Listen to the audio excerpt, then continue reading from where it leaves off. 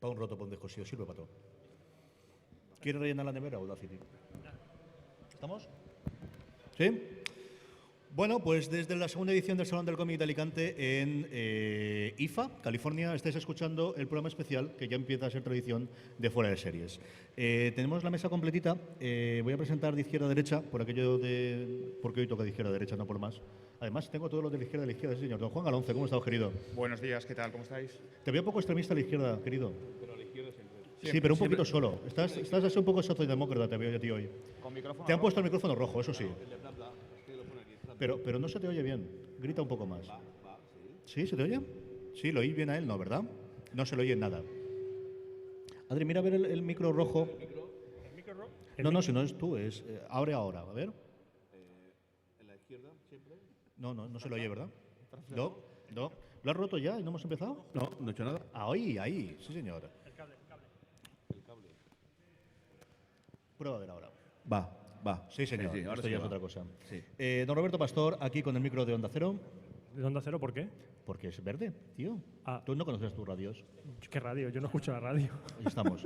Otro que escucha podcast. Y Jota, que está ahí de asesor técnico. Jota, dio buenos días en el micro Buenos de días. Cope. Peleando con. Sí, señor. Bueno, pues como todos los años, la idea evidentemente es hacer un fuera de series en el que hablemos un poquito de cómo está el panorama seriéfilo, que en España se promete apasionante. Ayer abrió la cuenta oficial de Twitter Netflix, ya dijo hola. Tuvo no sé qué barbaridad de seguidores y de comentarios de buenas primeras. Todavía no han confirmado la fecha en la que desembarcan en España, pero ya, en fin, ya es un paso. Nosotros, a nivel de medios, llevan trabajando mínimo 3 semanas. Nos llegaron las primeras notas de prensa, primero coordinadas desde Estados Unidos, nos hicieron algún pase. Ellos tienen una plataforma para ver las previews. El documental, por ejemplo, que han presentado de Keith Richards, teníamos acceso inicial. No sé qué ocurrirá con las series. Yo tengo muchas ganas de ver con Jessica Jones qué van a hacer, si van a permitirnos a la prensa española tener acceso antes, igual que los americanos. Pero, aprovechando que es el Salón del Cómic y del Videojuego, y friquismos en general, que yo creo que es la coletilla que siempre nos falta, pero es lo que tenemos aquí y es todo lo que siempre hemos considerado cultura popular que hay aquí en medio. Yo creo que no es mal día para repasar un poquito cómo ha evolucionado, y más aún después de entrar a un salón del cómic de Alicante, y Juan y don Carlos y yo comentábamos, si esto no lo cuenta hace 10 o 15 años, jamás podíamos esperar ni el tipo de gente, ni la cantidad de gente, ni el tipo de stands que hay aquí dentro. Repasar un poquito prácticamente los últimos 40 años de este tipo de cultura en España, de lo que hoy puedes encontrar en un salón del cómic, aprovechando que además tenemos distintas generaciones y podemos hablar, ¿no? Don Carlos, ¿nos puede contar un poquito cómo está el sistema en los años 60 y 70? ¿Qué es lo que tú te encontrabas cuando tenías 8 años, 10 años, 14 años? ¿Qué acceso había? ¿Era sobre todo novelas? ¿Las series que empezaba a ver en las dos cadenas? ¿Qué es lo que tú recuerdas de cuando tú empiezas a aficionarte y empiezas a tener a lo que a día de hoy llamaríamos cultura popular, cultura friki o lo que fuese? En cuanto al cómic, yo creo que sin duda esta es la peor época de todas.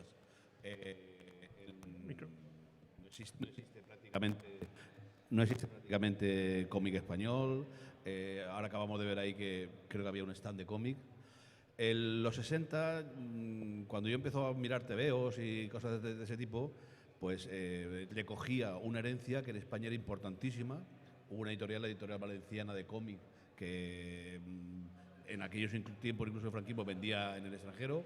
Era época de unos dibujantes sensacionales, de series míticas, el Capitán Trueno, Jabato, yo qué sé, la cantidad no sé si tendrán datos de Bruguera, que era quien editaba, pero vamos, yo recuerdo que, por supuesto, que tenías que dejar pagado el ejemplar en el kiosco de prensa. Luego había un mercadillo de segunda mano bastante importante. Era algo realmente entre los críos de 15, vamos, de entre 12 y 15 años era una cosa que esperabas el viernes para que llegase. Luego mucho más cuando empezaron a aparecer los cómics americanos, Zarpa de Acero, Mitex y tal, que también llevó un aluvión de novedades, otro tipo de dibujo. Abrió más el mercado. Yo creo que fue preparando un poco a la gran explosión que llegaría al final de los 70 con los dibujantes españoles que trabajaban en revistas francesas y americanas, y con la explosión que hubo la era de oro del 70 al 80, ¿no? Con 1984, con al menos, pues yo que puedo nombrar 10 o 12 revistas que aguantaron mucho, que vendieron mucho y que luego pues fueron desapareciendo y no queda nada. Es cierto que fue una época de muchísimas revistas de distinto género. En ciencia ficción tenías Nueva Dimensión, que es más o menos cuando salió. Tenías todo el tema de Vértigo, de Víbora y de todo lo demás que salió de ahí, Metal Hurlant y todo lo demás. Y luego el tema yo quería preguntarte por la televisión, ¿no? El cómo era la televisión en los 70 es algo que mi generación todavía recordamos algo, el tener solo 2 canales. Yo durante algunos años los tuve. Pero, y es cierto que por otro lado, vino mucha serie de género en esa época, en los 70 y los 80. En cuanto a friquismo que dices tú, yo creo que había más entonces que ahora. Yo recuerdo que alguna de las series, el traer al protagonista de la serie o a la segunda protagonista, armaba un follón en barajas de UPA, en la televisión lo tenía durante una semana, las revistas publicaban un montón. Yo creo que Teleprograma o esas revistas llegaron a vender 1 millón de ejemplares. Solo con el cablecito solo con las 2 cadenas, y podríamos decir que solo con una cadena, porque la segunda no llegaba a todo el territorio español siquiera, ¿no? Lo que pasa es que nunca hubo una coherencia de serie. Es decir, yo me acuerdo de una época que les dio por las series policíacas y te cascaban 4 o 5 series policíacas. Continuada estuvo Colombo, Banachek y la hicieron todos. Luego de golpe le daba por el del oeste y teníamos el virginiano. Fueron a golpes de. Yo creo que buscaban la novedad, buscaban no tenían necesidad de hacer publicidad y hacer otras cosas, pero no hubo nunca una gran coherencia. Era más buscar el llegar a mucha gente y el variar mucho. Tenía la ventaja de que al final era una cadena y si querías vender una serie aquí o querías dar a conocer, te los traían, ¿no? Igual que lo quería vender discos, iba todo el mundo pues a Tocata, es lo que recuerdo yo en mi época, más lo que hubo antes, pero tenías esa facilidad de que era la única cadena en España y al final tenías 30 millones de personas aquí que querías que viesen aquello. Pero que no había ninguna coherencia. Digo, bueno, Tocata y todos los programas musicales estaban en manos de las discográficas, que colocaban allí el producto que querían, eso estaba más rojo que el agua. En cambio, las series, pues junto a cosas magníficas, recuerdo el Hill Street Blues y todas esas fueron series que se estrenaron en televisión española y que aguantan en televisión española tiempo. Pues sí que había una desorganización, no había una coherencia. Bueno, eso de los capítulos, Dios sabe cuáles eran los capítulos porque era imposible saber. De vez en cuando decías, no puedo seguirlo porque se habían saltado 3 o 4 o lo que llegaba, ¿no? Y juegos de mesa, en cambio, yo creo que es una época en la que no había demasiada cosa. Yo creo que fue 10 o 15 años después, cuando realmente Cefa, sobre todo, yo creo que en España y alguna cosa. Entonces existiría el Monopoly, existiría el Palé, que ya lo tendrían yo creo en esa época tuya, y poquita cosa más, ¿no? Pero eso era muy poco. Dominó, mus, muy cartas. Los juegos clásicos, la Oca, el Parchís y todas esas cosas, ¿no? Pero como juego de mesa, hasta que no llegáis vosotros, poca cosa más, ¿no? Poca cosa, hasta los 80 y tantos, poca cosa había. Esa época que ha hablado don Carlos es cuando nosotros éramos pequeñajos, que son los 80 y algo, que es cierto que yo lo comentaba el otro día y es nosotros pedíamos para Reyes casi siempre eran los juegos de mesa. Mi hermano y yo no sé por qué leche nos dio. Juan, ¿tú qué recuerdas de cuando empezaste a aficionarte a todas estas cosas, cuando empiezas a aficionarte a los juegos? ¿Te dio los juegos desde el principio? ¿Tuviste una época de cómic? ¿Cómo fue la cosa? Bueno, si don Carlos ha hablado del Pleistoceno y habló del Neolítico, casi. En mi época, los juegos de mesa se reducía, bueno, el Monopoly, el Palé, el Petrópolis, cosas así, ¿no? La Ruta del Tesoro, que era la editorial Cefa, ¿no? Yo descubrí a eso de los 13, 14 años una editorial española que se llama NAC, que todavía hay en el mercado de segunda mano, que existe un juego que se llama Nick & Cooper, España, que empezó a publicar juegos de guerra, lo que se llama habitualmente el Wargame o el juego de estrategia. Y para los aficionados al Wargame, para que yo fue en España, fue un boom, ¿no? A raíz de eso, cuando empiezas a investigar, que entonces claro, no había internet, imaginaros una época en la que no hay internet. Bien, entonces todo funcionaba a base de correo ordinario, lo cual tenía su encanto.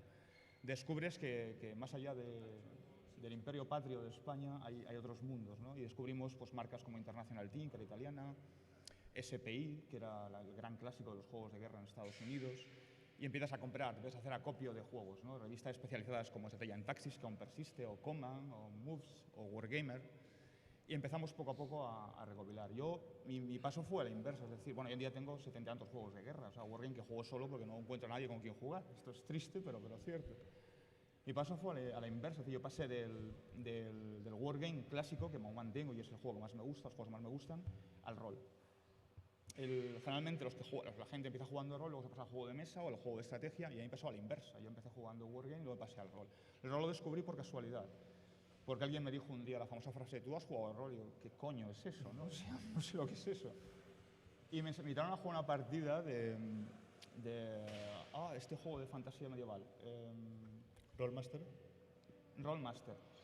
Y cuando acabó la partida dije: ¿te ha gustado? Y digo, esto es un coñazo soberano, o sea, pero soberano, me ha aburrido mucho. Entonces, un gran amigo que tenía me dijo: ¿tú conoces a Lovecraft? Y digo, hombre, como para no, yo soy muy friki, ¿no?, del género de terror. Dijo, vamos a jugar a la llamada de Cthulhu. Y entonces ya Aquí en familia. la secta me captó. O sea, ya fui abducido más de la secta y hasta hoy, ¿no? En cuanto a cine, cine no, mejor dicho, series de televisión y cómics y tal, en mi época yo era muy fan, cuando era muy pequeño, del famoso Don Mickey que editaba Disney. Y luego descubrí, el primer paso al cómic fue cuando descubrí El Príncipe Valiente de Harold Foster, que para mí sigue siendo una obra de arte. O sea, el guión es muy flojito, pero las viñetas, ese hombre dibujaba como pocos han dibujado, ¿no?, en la historia del cómic. Descubrí a Vicente Segreyes en la época del Mercenario, en la época de Cimoc, de cómic, de 1984, de Creepy, que aún conservo cómics de Segreyes. Y en cuanto a la tele, yo soy de la generación que se crió a las 3:30 de la tarde después de comer los sábados con Mazinger Z. Y eso marca, eso te deja un pozo, ¿no?, de friki para toda la vida.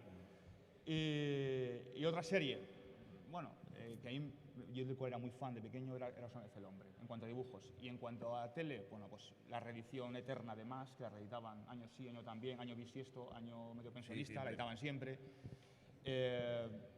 Y de una serie que a mí me gustaba muchísimo de pequeño, que hoy en día está desaparecida, que era Con Ocho Basta. Y así poco a poco empecé yo a llevar camisetas de Tulu. Vámonos al otro punto de la mesa y que Jota nos cuente un poquito. ¿Qué es lo primero que tú recuerdas? ¿Fue cine, fue series, fue cómic, fue juegos? ¿Era el momento justo en el que... ¿Qué es lo primero que tú recuerdas? Yo creo que lo primero que recuerdo sí que es un poco las series. Las series y Dragon Ball, en Canal Sur, para más Inri. Pero allá donde yo vivía, que era una zona muy cerrada, era una base, nos dio muy de pronto con el rol. Empezamos a jugar muy temprano al rol, a jugar sobre todo Dungeons & Dragons, Rolemaster, no sé si Rolemaster o RuneQuest, algo de Lovecraft y juegos de mesa.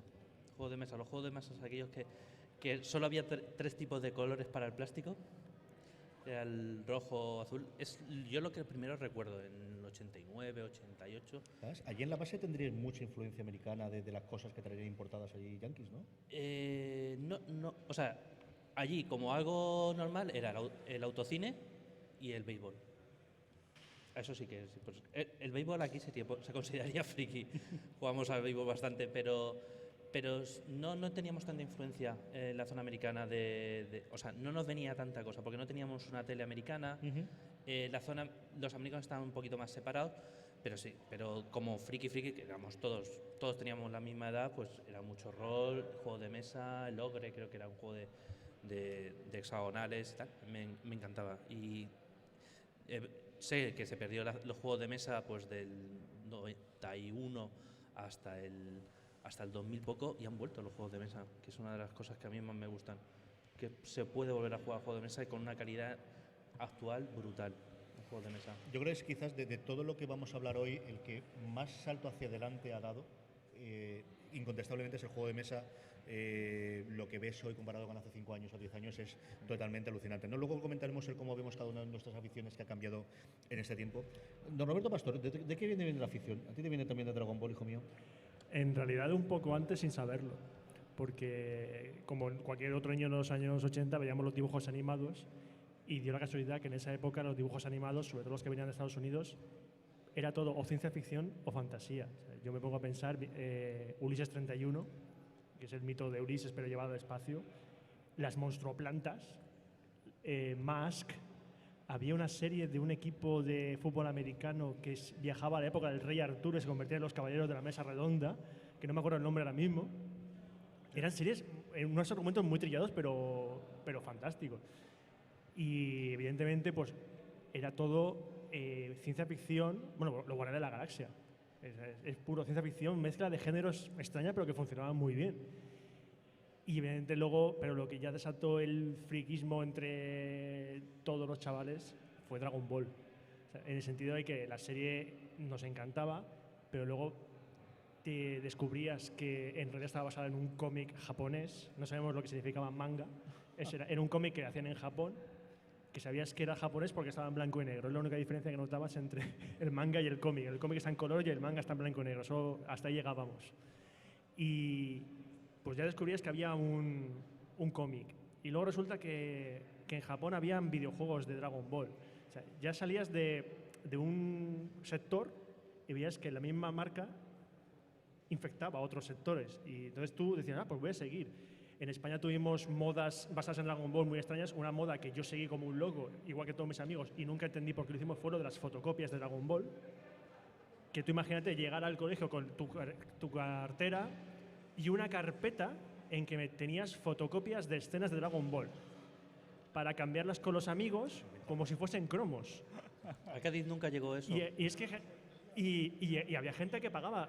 Y había gente que decía, oye, te hago una fotocopia de mi fotocopia, ¿se la tienes tú? Y dices, no, porque tu fotocopia es de peor calidad que la mía. O sea, estábamos locos completamente, o sea, con Dragon Ball. Y yo me acuerdo de poner fotocopias en la pared de mi habitación, porque sí, y a veces la pintaba, pero me da cuenta que cuando la pintaba lo fastidiaba, porque el manga va en blanco y negro, no va en color. Entonces nos volvíamos completamente locos con el tema del cómic.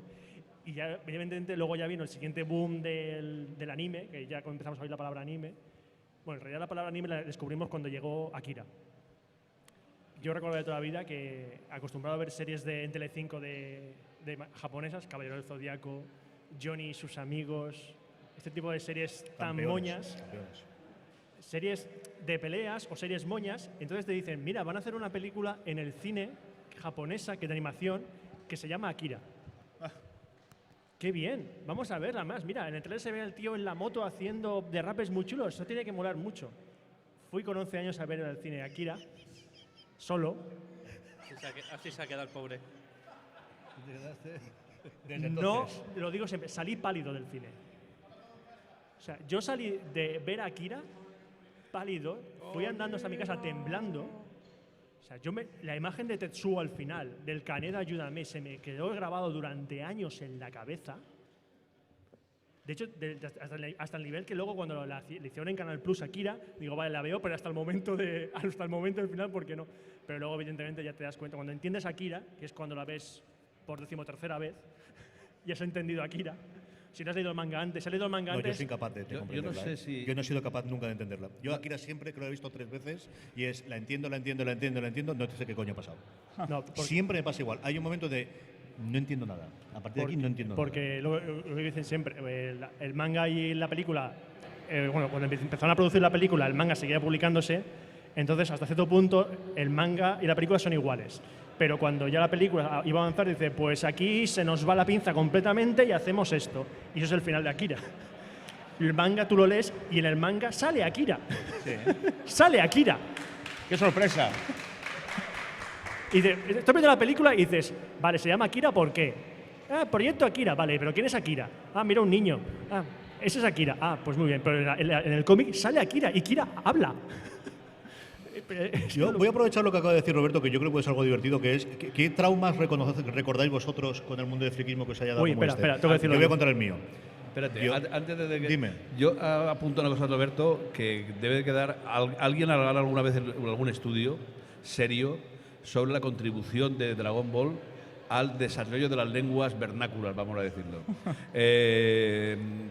Yo creo que el valenciano o el catalán se potenciaron enormemente en aquel periodo y me parece, hace poco leía una encuesta de que había caído 15 o 20 puntos en la Comunidad Valenciana desde que dejaron conocimiento valenciano, y digo, yo creo que desde que no existe Canal No y no hicieron Dragon Ball. El Dragon Ball consiguió hacer desaparecer cualquier tipo de problema con respecto a la lengua y conseguir meter el valenciano de luego aquí, y yo creo que Cataluña también, en todos los hogares, en todas las escuelas, gracias a Dragon Ball. Yo aprendí catalán antes que valenciano, y fue por Bola de Drac. Y me chocaba mucho cuando dábamos clase de valenciano, que habían palabras que en catalán son distintas a valenciano. Claro, te decían, la palabra esta se dice en valenciano y tal, y dices, no. Si se dice tal, que en Bola de Drac lo dicen así. Claro. Ya, pero vosotros nacisteis aquí y tal. Yo soy el de fuera. Soy foráneo. Es igual, Yo aprendí valenciano, o sea, valenciano, catalán o como seguía. Cuando llegué a los 14 años, porque me dedicaba a ver Dragon Ball, los 3 capítulos seguidos que hacían a las 2 de la tarde en Canal 33, Yo no lo he vivido. así al menos yo aprendí, porque claro, yo lo vi en andaluz. Quillo, Goku. Quillo, Goku, hasta Quillo para acá. Bueno, Aquí es complicado, desde luego. Es otra de las cosas que cambian a día de hoy, es decir, de tener 2 canales, de tener 5 canales que todos veíamos lo mismo. A día de hoy sí que tienes series que te pueden concentrar, es decir, un Juego de Tronos, un Walking Dead, pero cosas muy concretas. Pero el hecho de que sistemáticamente, cuando al día siguiente nos juntábamos en el patio, todos habíamos visto lo mismo, todos habíamos leído lo mismo, es algo que yo creo que sí que se ha perdido, ¿no? Sí. Quizá para bien, porque tienen mucha más capacidad de elección y mucha más capacidad para hacerla, pero es cierto que esa cultura, ya no te hablo de los 70 en el que tenías una puñetera cadena y evidentemente si había visto la tele el día anterior, habían visto un 2, 3 y 20 millones de españolitos habían visto si se habían llevado el apartamento de Torrevieja o no se lo había llevado. Pero no había mucho más. Como os decía, vamos a contar esto que ha contado Roberto. ¿Tenéis vosotros algún recuerdo de algo que os haya marcado muchísimo viendo una serie, leyendo un juego, viendo una película, leyendo un libro?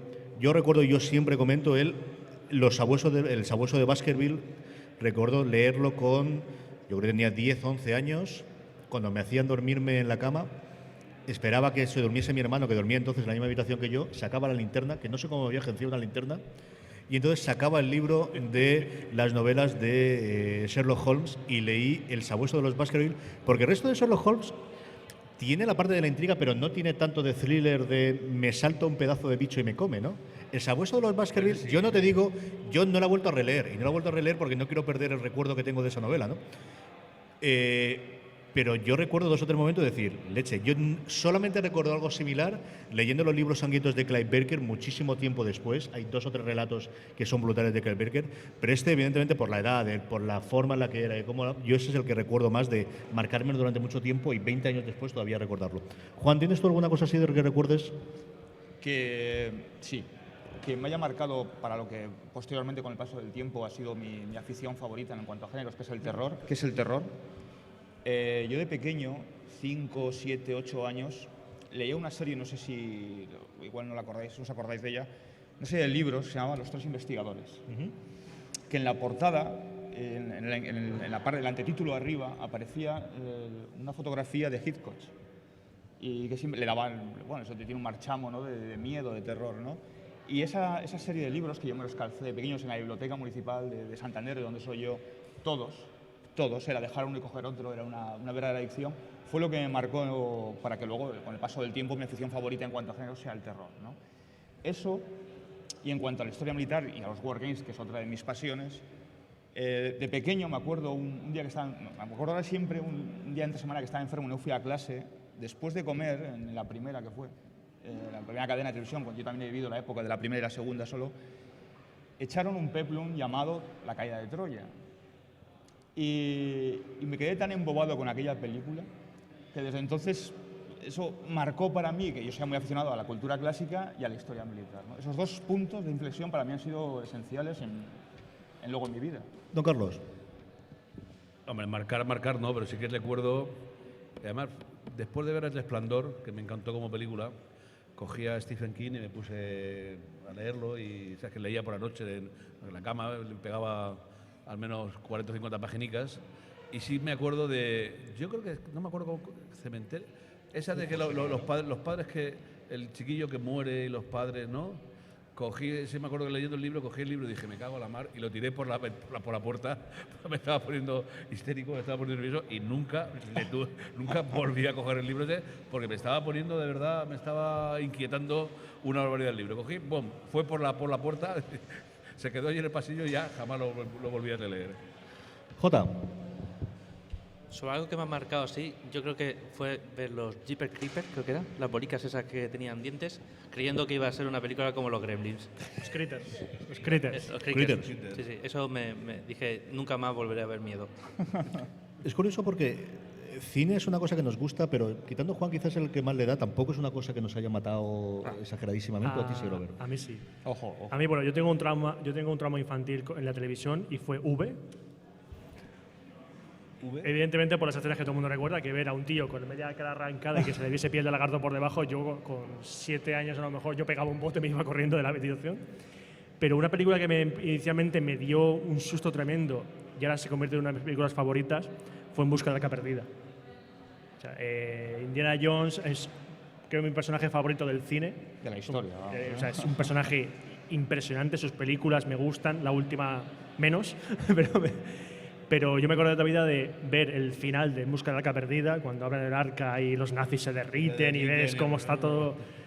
Y dices, Dios. Y luego ves En busca el templo maldito, que tiene escena, la de los bichos, que a mí los bichos me daban asco, me siguen dando asco, pero en ese momento creo que mi trauma nació en esa escena. Luego veías cómo la escena le arrancaban el corazón. E incluso la última cruzada, que tiene una escena un poco asquerosa al final, cuando el Donovan elige el cáliz que no es.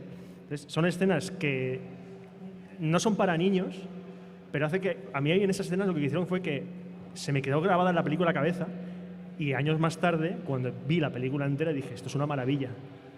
Esto es fabuloso. Y cuando pasa el tiempo ya ves que los efectos especiales asquerosos que te daban miedo son una tontería. Dices, esto será un muñeco de cera que lo derritieron y lo pusieron a cámara rápida, y así es como hicieron al tío derritiéndose. Si la contextualizas... O sea, entonces, en el momento que ya tienes perspectiva, no te da miedo y lo alabas, claro, pero entiendes que ahora mismo si un niño viese con 4 años En busca de la perdida, tenga miedo de esa escena. Pasemos a hablar un poquito de cómo vemos nuestras aficiones que han evolucionado llegando al 2015, ¿no? Yo creo que en series vivimos los coletazos finales de lo que se ha llamado la Edad Dorada, que al final lo que tiene es producciones muy grandes en la que siempre ha habido una serie de consenso, 2 o 3 series de las que todo el mundo hemos hablado y mucha cosa alrededor. Yo creo que de esas quedan 1 o 2, queda Juego de Tronos, queda Walking Dead con un estigma distinto, y no sé en cuestión de 2 años cuántas de esas quedará, ¿no? Tenemos una grandísima fragmentación, tenemos más series de calidad que nunca, tenemos más capacidad de ver cosas que nos gusta. Si te gusta este tipo de series con estas características, vas a encontrar una cosa que te gusta. Tenemos gente con mucho dinero metiendo pasta, gente que además no tiene que ganar por qué ganar dinero necesariamente con el sistema tradicional de tiene que verme mucha gente y tiene que pagarme unos anunciantes, sino tienes Netflix que directamente habla contigo para que tú le pagues una cantidad de dinero y poder ver series, haciendo un sistema en el cual el año que viene van a estrenar una media de 2 series al mes, más documentales, más las películas, es decir, la nueva película de Idris Elba y de Cary Fukunaga, que ha sido el director de la primera temporada de True Detective, la estrenan ellos y la han comprado ellos. Tienen con Adam Sandler, que evidentemente está lo más lejos de lo que a mí me gustó, mis gustos, pero hay gente. Y ayer dijeron que han pillado Black Mirror.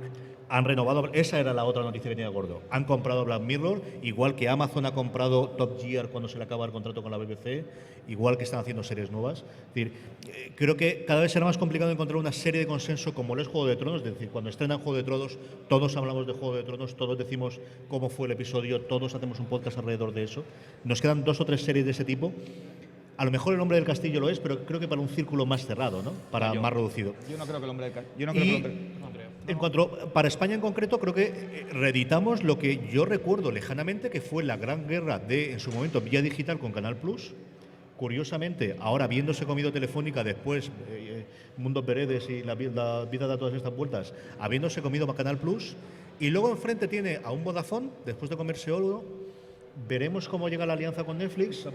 Un Orange alrededor que queda quizás como el tercer hermano pobre, salvo que llega una alianza, yo no que sé, con Amazon. A falta de ver si Amazon se lanza en España con el Prime, que podría ser una cosa interesante, sobre todo si va a hacer más series, pero va a estar la cosa divertida, con 3 grandes jugadores haciendo producción extranjera. Y a mí todo lo que me cuenta todo el mundo es, Movistar desde luego ha comprado ya 5 o 6 guiones de series para producir, no ha empezado a producir nada, pero sí va a hacer cosas en España. Netflix es muy probable que empiece también, y eso es lo que ocurrirá, ¿no? Juan, ¿cómo es toda la cosa de los Wargames? ¿Cómo ha cambiado desde tu época a día de hoy? ¿Cómo está? ¿Se ha estabilizado? ¿Está de capa caída? ¿En los juegos de mesa en general le ha hecho mucha pupa? Entre el juego de mesa, tal y como lo conocemos hoy en día, y el Wargame hay una gran diferencia. Es decir, el Wargame pasó una época, una travesía en el desierto muy grande, entre finales de los 90 y mediados de los 2000, hasta que una editorial relanzó el mundo del juego de guerra, se llama Geometry Games, y con las que aún quedaban de esa pequeña escabechina que hubo en esa época, hoy más o menos lo mantiene, se mantiene el negocio, ¿no? Pero eso funciona básicamente a base de preorders, precompras que tú haces para que los diseñadores desarrollen el juego y tú compres sobre pedido. O sea, hoy en día, como antiguamente acudir a la tienda a comprar el juego físicamente no se estila. Primero porque la fabricación es cara, la distribución es costosa, y luego el tendero no tiene ganas de tener un stock. porque al final se puede comer el juego y es lo más fácil, yo creo, que se coma el juego y no lo pueda vender nunca, ¿no? Hoy en día están de moda los juegos de mesa, los card driving games, los German games, eso es lo que está de moda. Son juegos mucho más sencillos, juegos que han ampliado el abanico, el espectro de temáticas. Hay mucho juego económico, mucho juego político, que es algo que el wargame era uno de los subgéneros más apartados, más láteres, ¿no? Y son juegos sobre todo que duran muy poco. El gran problema del wargame, yo tengo juegos de guerra que puedes jugar un mes día, o sea, un mes continuamente tarde y noche, o sea, mañana, tarde y noche sin parar de jugar. Es mucho más profundo, el desarrollo de un wargame es mucho más profundo, requiere una visión estratégica. Sin duda, sin duda. Aparte, son solo cartitas, no hay figuras, que lo que puede tener, por ejemplo, un Descent o pueda tener un juego de un America Trash o claro. Son cartitas donde tienes una numeración, claro, al público entonces, no es accesible al gran público. Ahí te voy, es decir, los card drive, los German Games tipo de juegos son juegos que juegas en 1, 2, 3 horas, son juegos con unas reglas muy sencillas, cuyo único afán es eso, no es simular, ¿no?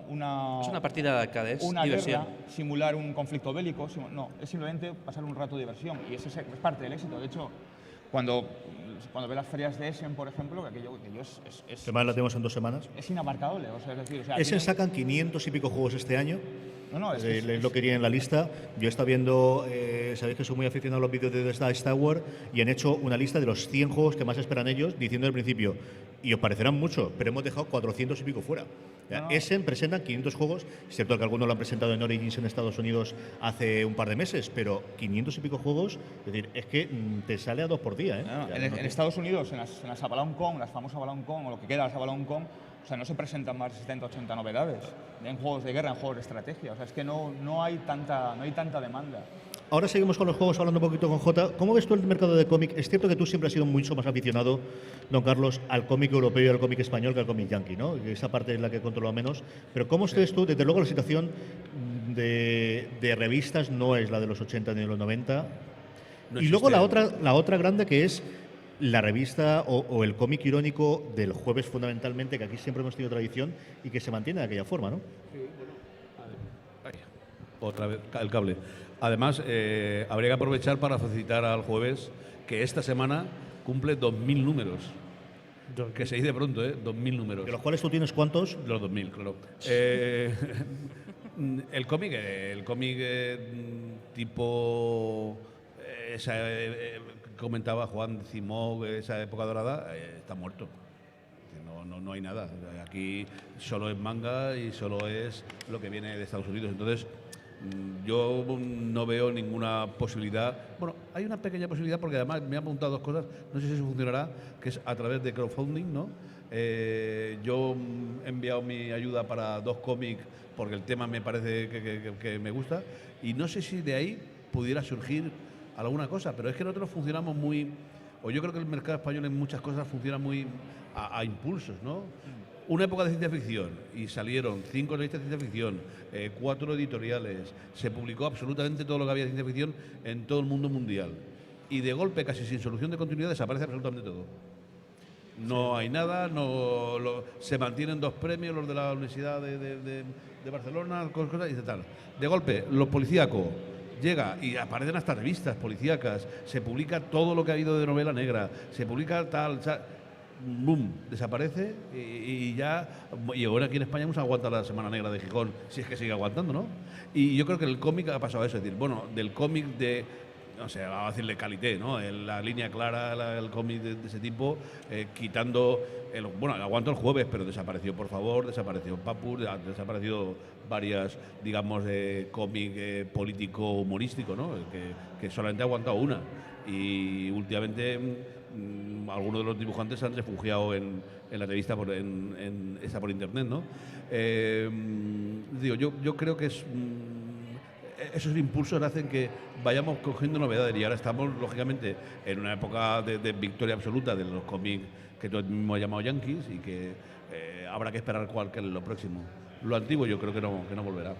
Yo creo que ahí Internet, desde luego, te permite, en parte es el que al final acabes con lo que tradicionalmente tenías en distribución de kioscos o lo que ha vivido de esa forma. Ha ocurrido con las revistas especializadas porque al final es más sencillo que tengas un blog más rápido, es decir, no tengo que esperarme una semana o un mes a tener la noticia, y eso, quitando un fotogramas, quitando 4 cosas de ese tipo, es muy complicado. Es decir, la imagen, hombre, sí es bonita, pero al final si tengo una tableta voy a ver exactamente igual, incluso puedo ampliar la foto, ¿no? Es muy complicado que puedas competir con eso cuando el mundo es más cercano. Pero por otro lado, creo que la oleada que, siendo optimista, puede venirte ahora es lo que tú comentabas del crowdfunding. Es decir, al final, el problema que tenías la distribución en kioscos es que necesitabas muchísima gente que te comprases para los gastos de distribución. Siempre y cuando a nuestro gobierno no le dé por grabar el crowdfunding.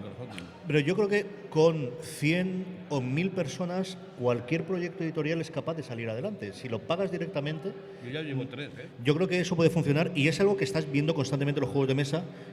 Jota, yo creo que hay 2 cosas que han permitido que los juegos de mesa exploten. Unas cosas, como comentaba Juan, que era el acortar los tiempos, el que sinceramente se hacen mejores juegos, el que haya un diseñador detrás y haya mejores juegos de lo que había tradicionalmente, y en los últimos, ¿qué? 3 años desde que Kickstarter realmente funciona, tienes el que cobras por adelantado y al mismo tiempo te sirve de altavoz para dar a conocer el juego. Es una cosa que está funcionando cada vez mejor. Es decir, Cool Mini or Not es espectacular las 2 partes, ¿no? El tipo de juegos que está haciendo con las miniaturas, y por otro lado, pudiendo vender juegos a $80, $100, que otra cosa dices, esto en la puñetera vida podrías comprarlos sin probarlos, sin ver las figuras. Pero por otro lado, es que es tu campaña de publicidad. Tu campaña de publicidad no es anuncios, evidentemente anuncios de televisión, no es post en revistas especializadas, no es el que te vean en la tienda, sino es la campaña Kickstarter, difundirla por redes sociales y cómo funciona, ¿no? El tema del juego de mesa, yo sé que ha habido un cambio, y yo creo que ha habido una empresa que ha hecho mucho por los juegos de mesa. Al menos para mí, que es Edge. ¿Qué es? Edge. Edge ha traído un montón de juegos de mesa de Estados Unidos que son muy vistosos, como Descent, como X-Wing, como La llamada de Chulu, como un montón de juegos de mesa que nos ha permitido, primero, ha sido la entrada, y de ahí hemos conocido después todos los juegos de mesa de modos lúdicos, juegos de mesa como Catán y Stone Age. Yo, por ejemplo, mi primer juego de mesa después de los de Americatas fue un Stone Age, que es un juego europeo. El Agrícola, todo ese tipo de juegos te ha dado pie a descubrir un mundo nuevo, y después lánzanos con editores españoles que quieren lanzar su propio juego. Yo participé en el juego de Democracia, participé tanto en parte del diseño y ayudando en los beta testers como comprándolo y poniendo pasta. Ahora tenemos el HeroQuest 25 aniversario, que me imagino que de aquí al 2842 saldrá. A ver si me llega. También estoy esperando que me llegue. Roberto lo espera más todavía porque lo ha pagado ya. No, yo también lo he pagado. Yo lo he pagado ya. 210 euros. Pero yo creo que se ha abierto. Ha habido los juegos más frikis te han atraído al juego de mesa, y después hemos descubierto un mundo detrás que ha explotado. Yo puedo sacar ahora mismo en mesa una noche un Stone Age o un juego cualquiera, y la gente, oye, pues no lo conocía, pero lo acepta. Sí. El Agrícola no lo puedes sacar. De eso, No, como el el Agrícola no puedes. No, La gente te va a gritar mucho y lo sabes. Me gusta más el Stone Age. Robert, ¿y cómo está el manga? Porque es una cosa que tengo descontrolada. Yo no sé si hay un manga de consenso, como digo yo, es decir, cuando era Akira todos leíamos Akira, o en la época de cuando salió Dragon Ball existía Dragon Ball. ¿Hay algo así, sea directamente en Japón o sea en España? ¿Cómo está el mercado? En España siempre ha sido un mercado pro manga. Es decir, desde el momento que Dragon Ball se asentó, abrió la puerta para que muchas series entrasen. Y una cosa que ocurre con el manga, que ocurre menos con el cómic, es que está consumido casi a partes iguales por hombres y mujeres, porque el manga es mucho más diverso. Tiene series para mujeres, para chicas jóvenes, para hombres adultos, para chicos más jóvenes. O sea, tiene distintas series que cubren todos los géneros. Entonces, si tú tienes 14 años y quieres un manga para ti, pues tienes One Piece, por ejemplo. Que quieres algo más elaborado, pues un manga de Inio Asano, no me acuerdo el nombre, como Solanin, son mangas más... Di el que quiera, Roberto, no lo vamos a creer igual. O sea, aunque te equivoques, no lo vamos a creer, no te preocupes. No sabemos japonés. Son Roberto. mangas más, o el propio Akira o cualquier... Salvo que digas Akira Toriyama, ese sí me lo sé, pero es el único que me sé. Cualquier manga de Shiro es directamente escogerlo, y si dices, me he leído un manga de Shiro y lo he entendido la primera, mentira, pero bueno, es para gente que tiene que tener la mente muy abierta. Entonces, el manga, yo creo que esa es la clave para que siempre tengas un público más o menor en España. Y ahora mismo, sí, siempre hay una serie que es más conocida que las demás. En su momento fue Dragon Ball, ahora es One Piece. O sea, One Piece es una serie. ¿Eso qué es, Roberto? Es un manga que lleva publicándose, creo que casi 20 años. O sea, lleva. Para que se den una idea, en manga se publica por capítulos en revistas japonesas y luego se recopila en tomos. Sale un capítulo cada semana aproximadamente. Hace poco salió el capítulo 800. O sea, llevan más de 800 semanas publicándose ese manga. Es de piratas. Pero de peleas, como Dragon Ball, pero con piratas. Y es lo más, o sea, es exagerado. En Japón bate récords cada tomo que sale porque vende una barbaridad. Y aquí eso, como ahora gracias a internet estamos más en contacto con el mercado japonés, sabemos lo que está pegando en Japón en el momento. O sea, no es como antes que te decían, esto está pegando en Japón, no lo sabes, pero ahora sí que lo sabes. Y ahora es el propio público español quien intenta decir a las editoras traer este manga, traer este anime porque lo estamos leyendo ya a través de internet y es básicamente lo que utilizan muchas editoriales para saber qué manga va a triunfar.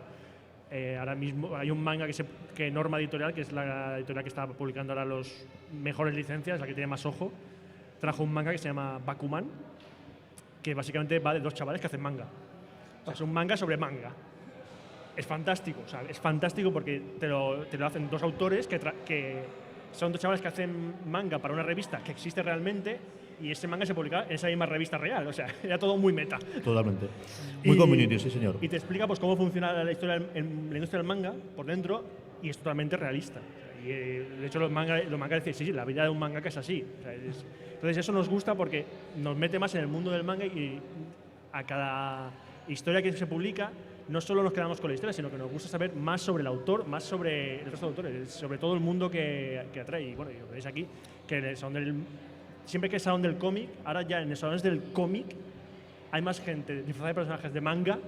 Eso lo comentaba Carlos otra cosa. cuando veníamos. Y el número de gente. Es decir, aquí hay muchísima gente comparado con el año pasado, siendo la segunda edición. Lo del Salón del Manga de este año de Alicante a mí me asustó.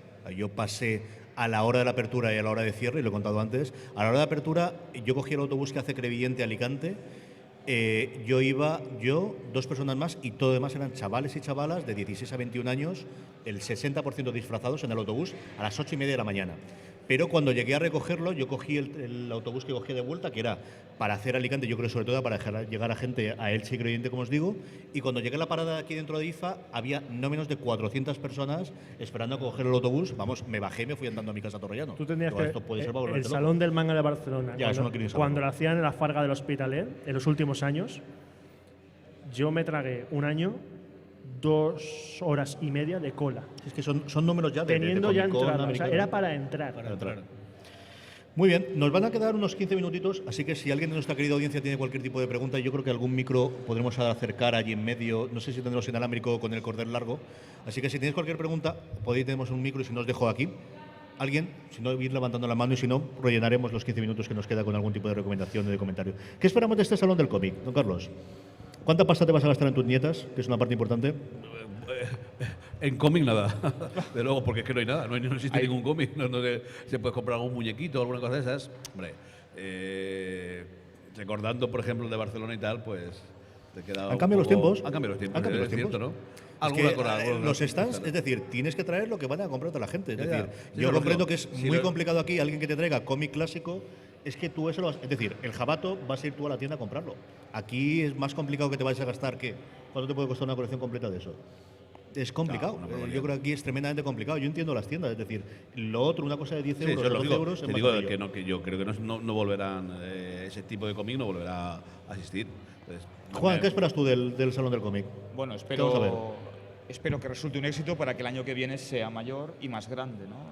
Y esto no. La no- zona de dioramas sé que te ha molado mogollón. La zona de dioramas, sí, aunque yo soy fan de la miniatura histórica, pero la zona de dioramas es muy bonita y tiene muy buena pinta. Y la sección de juegos de mesa tenemos que pasarnos por ahí a jugar a algo de una puñetera vez ya, que ya Vamos, está bien. no me voy de aquí sin jugar. Sí, digo sí. Jota, ¿qué esperas tú del salón? Yo me voy a la zona LAN, a la LAN Party y a la Vicioso, que eres un vicioso. Yo montaba cuando era joven y perdón, montaba muchas LAN Party. A mí me encanta jugar con el ordenador en LAN Party y me voy a los juegos de mesa también. Pero creo que Absolutamente. si no vas con 30 Red Bulls no te dejan entrar. Es lo que he igual. visto yo. lo que me ha parecido. Bueno, ¿tú eres de los que mira una pantalla del LOL y entiende lo que pasa? No, yo no juego al LOL. Ah, vale. Pero el LOL me quitó una multa de tráfico. Así que respecto al Esa LOL. tienes que contarla, cuenta esa. Eso cuenta, tío. Ah, no, Cuenta. no lo o sea, esto fue en Murcia, un día que tenía que ir a una entrevista y me metí por una calle, por una de las avenidas principales de Murcia, dirección contraria. Vale, pues, ¿qué pasa? Oye, yo no conocía Murcia. En y Murcia claro, pasan esas cosas. me metí en una dirección contraria, me quedé a un lado, porque había una pareja de policías locales y le dije y bueno, cuando me vio le digo, oye, que me he equivocado y tal, me dejó a un lado y le dije al tío, haz lo que tengas que hacer, me he equivocado, si es culpa mía y ya está. Y el tío me está mirando y me dice, ¿tú juegas al LOL? Digo, ¿cómo? Dice, si tú juegas al LOL. Digo, ¿por? Sí, juego al LOL. Digo, ¿pero por qué? Pues digo, "Mira, porque yo juego porque tienes un Pokémon enfrente del coche, tienes un Pokémon detrás del coche, tienes una camiseta, vas con una camiseta friki y vas con una camiseta de Iron Man en el trono. Y dice, y bueno, pues estuvimos hablando, al final, tío, no me puso multa. Le dejé una tarjeta, digo, cuando quieras jugar a Airsoft te vienes conmigo a jugar a Airsoft. El tío escuchaba podcast y conseguí que un podcast en Portal Game Over saludara al policía. El tío me mandó al día siguiente un mensaje dándome las gracias porque lo de Portal Game Over le habían saludado. El tío no se creía que yo conocía a Alfons y a alguna gente. Cuando dijo que sí, digo, no te preocupes, le mandé un mensaje a Alfons y el tío le saludó. O sea, el tío creo que estaba hinchado a más no poder después de eso. Entonces, Así que después de todo los policías son humanos, ¿no? Está muy bien Sí, eso, sí, son sí. personicas del Y señor. algunos son frikis. Son personicas del señor. Roberto, ¿qué fueras tú del Salón del Cómic, querido? Yo voy a acercar a la parte de Arcade Vintage ahora, que es la gente de Betrel que tienen montado un salón recreativo impresionante a la vieja usanza allí. Y han traído algunas recreativas, porque estuve una vez allí visitándolo. Es increíble la labor que han hecho de montar y recoger máquinas recreativas desperdigadas por todo España prácticamente, restaurarlas, ponerlas, y es un gustazo volver a esa sensación de los salones recreativos de los 80 y los 90. Echa tus 5 duros para jugar 2 minutos porque te han matado, pero te lo pasas a las pipas, o sea, era algo genial. Para cuando nos quejamos del precio que tienen las cosas en la App Store y del tener que pagar y lo demás, recuerda aquellos momentos en los que echábamos monedita de 25 tras monedita de 25 cuando decía, me para pasa- jugar 20 minutos. Es lo que dice, me pasa la recreativa tal, ¿cuánto dinero has echado? Todo, ya no queda más. Tenemos una pregunta y además, tenemos una pregunta de Paco de Días de Juego. ¿Cómo estamos, querido? Muy bien. Cuéntanos. Encantado de participar aquí con vosotros. Y encantado que vengas aquí. Me ha hecho mucha ilusión que te pasases. Muchas gracias. Pues nada, al asunto de lo que comentabais antes sobre el tema de crowdfunding y juegos de mesa, se está produciendo una cierta situación. Por una parte todos entendemos para qué era el crowdfunding. Crowdfunding es, tú tienes un proyecto, no tienes medio de financiarlo y confías en que a la gente le guste tu producto, te apoye, etcétera. Pero ahora nos encontramos con que muchas empresas importantes que tienen recursos económicos recurren al crowdfunding como un método fácil de financiarse, quizá a lo mejor tapando a proyectos más amateurs, que era el objetivo. Y luego, por otra parte, tenemos el problema de que muchos de estos juegos que salen en el crowdfunding, quitando a lo mejor un poco el tema de Cool Mini or Not, luego no tienen una vida comercial. Es decir, tú apoyas allí tu Kickstarter, tu Berkami, te llega tu juego tal, pero luego ese juego no llega a tiendas y no se sabe más de él. Entonces, no sé, ¿cómo creéis que esta manera de enfocar el crowdfunding va a tener un final o no? Yo creo que como todo en esta vida se ajustará con el tiempo. Es decir, tenemos esa evolución que has comentado tú. Creo que cada vez que hay un juego que no se llega a publicar o que luego es un desastre cuando llega, va a quitarle números. Pero es la naturaleza de la bestia. Es que es una forma tremendamente óptima de prevender un juego y darle publicidad. Mira, es que no hay ninguna mejor. Hace muchos años, en la época dorada del Wargame, las editoriales, hubo una gran editorial de juegos de guerra que nació en Estados Unidos, se llama SP Games, que es la gran decana del mundo del juego de guerra, murió de éxito. Dices, ¿cómo puede ser que muera de éxito? Publicaba tantos títulos que había tal oferta que la demanda no satisfacía su oferta. Es decir, la gente compraba, pero ellos publicaban mucho más de lo que se demandaba. En esa travesía del desierto a la que hacía referencia antes, durante la época dorada del Wargame, una editorial salió al mercado que existe y que es probablemente las más potentes en cuanto a calidad y distribución, que es GMT Games, que tenía ese mismo temor, es decir, si publico me va a pasar tanto, me va a pasar lo mismo que le pasó a SPI, ¿no? Entonces, a la mujer de uno de los socios se le ocurrió lo que hoy en día está en boga, que es el pre-order. Es decir, yo planteo diseñar un juego, lo cuelgo en la web, cuelgo las reglas incluso, en PDF, cuelgo los JPGs con las fichas, con los JPGs con los mapas y planteo un mínimo de... Ellos trabajan a 500 unidades, un mínimo de 500 unidades para poder, una vez que llegan a pre-order de 500 unidades, ya fabrican el juego, diseñan el juego y distribuyen directamente al cliente final. Olvídate de intermediarios, olvídate de tienda. Es la única manera de poder mantenerse. Ellos no solo se mantienen, sino que realmente ganan dinero. O sea, te digo, hoy en día para mí es la mejor que existe. Sí, pero muchas veces se quejan las tiendas de que son obviadas en este proceso, tanto en el crowdfunding como en los P500 de GMT, como pero es que tal. Con Internet en danza, el intermediario tiende a desaparecer. Efectivamente, pero es que eso crea un efecto de que el juego cuando se lanza, pues pega el boom, se venden las copias que sean tal, y luego desaparece. Ya no existe, no se encuentra en tiendas. Pero quiero recordar que también hay ejemplos en el que el crowdfunding fue lo que tenía que ser, que era el germen de una nueva empresa. Me venía a la mente este juego de zombies que salió hace unos años, de tablero, que no me acuerdo el nombre exactamente. Que Debe ser Zombicide, supongo. Zombicide, ese, exactamente. No es Culminant, ¿no? El Zombicide, que empezó con un Kickstarter. Sacaron un Kickstarter y dice que vamos a hacer un juego de zombies original, que está en nuestra caja, y triunfó. Y triunfó tanto que se empezaron a sacar expansiones, y esas expansiones ya las ves directamente en las tiendas. Es decir, ya han utilizado los canales habituales, o sea, ellos han formado su proyecto, que les ha salido muy grande. Entonces, el problema es que si en el crowdfunding, sobre todo en Kickstarter, vemos o los grandes éxitos o los grandes fracasos. O sea, hay un montón de cosas que no vemos porque simplemente no se hace con nadie de ello. O sea, tú ves que si hacen un Kickstarter, llama muchísima atención. Ejemplo, aunque es de videojuegos, Shenmue 3. Shenmue 3, un Kickstarter que la gente nos empezó a mirar mal. Ahora, ese Kickstarter está la gente mirándolo para ver si va a ser el fracaso o el éxito. Si el juego es malo, le van a sacar el fracaso al Kickstarter. Porque es una manera de echarle la culpa al mensajero. Es decir, si el producto es malo, es culpa de Kickstarter. Dicen, no, la culpa es de la gente que lleva ese proyecto. Porque hay juegos, por ejemplo, el Divinity Original Sin, un juego de rol que a la gente le está encantando, que salió por Kickstarter y la gente está flipando porque es un juego que la gente dice, esto parece que le haya hecho un equipo, bueno, eran muy profesionales, pero que es una calidad impresionante. Pero ahí no están obviando el tema de Kickstarter. Pero en el momento que un juego o un juego de mesas ha salido por Kickstarter, dice, mira, ya está lo de Kickstarter dando de pasta a gente que no tiene ni puñetera idea de cómo hacer las cosas y hace las cosas. Bueno, dejaremos el debate, yo creo que tiene mucha intríngulis y como siempre, ¿no? Tiene sus ventajas, sus inconvenientes. Creo que además es una cosa que está evolucionando. Kickstarter a día de hoy no era lo que hace 3 años, no será ni de lejos lo que será dentro de 2 años, de cada uno cómo funciona, ¿no? Vamos a acabar ya y así damos 5 minutitos para que el cambio, para que el siguiente podcast entre, que además, ¿a quién tenemos después?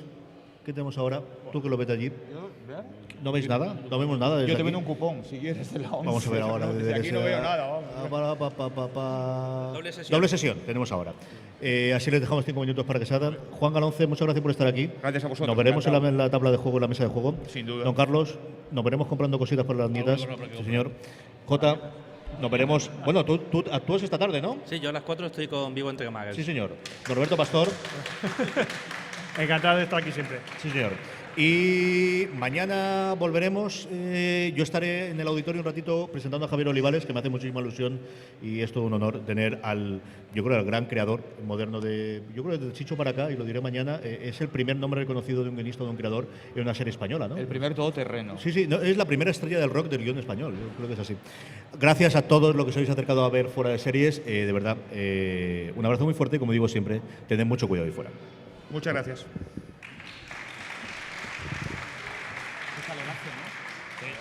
No han puesto el aire.